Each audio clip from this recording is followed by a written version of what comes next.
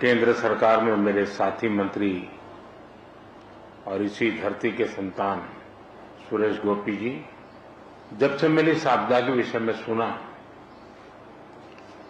तब से मैं लगातार यहां संपर्क में रहा हूं, पल पल की जानकारी भी लेता रहा हूं और केंद्र सरकार के जितने भी अंग हैं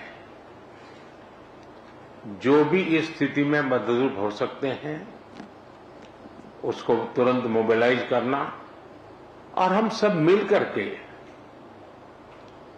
इस एक भीषण आपदा में हमारे जो परिवारजन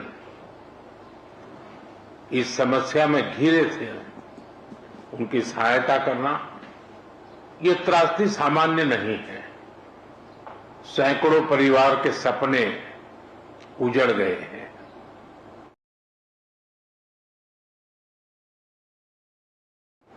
और प्रकृति ने अपना जो रौद्र रूप दिखाया,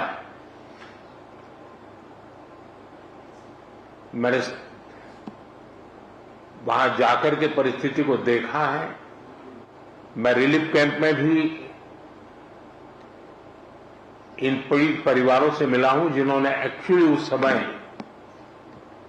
जो देखा और जो झेला उसका विस्तार से पूरा विवरण मैंने उनसे सुना है।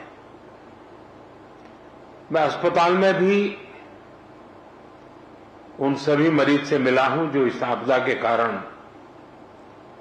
अनेक प्रकार की चोट के कारण बहुत ही मुसीबत का समय बिता रहे हैं।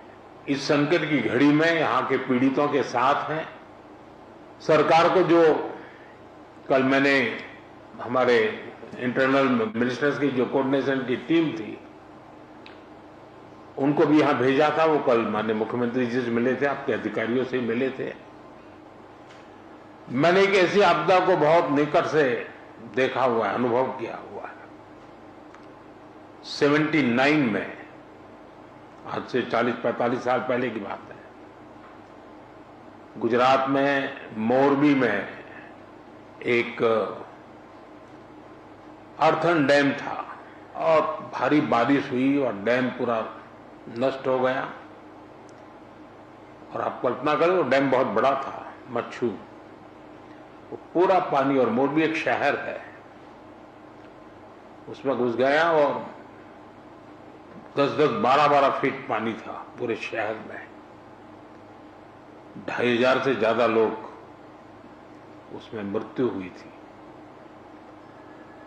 और वो भी मिट्टी का डैम था, तो पूरी मिट्टी पूरे हर घर में, यानी उसको करीब 6 महीने वहां रहा था।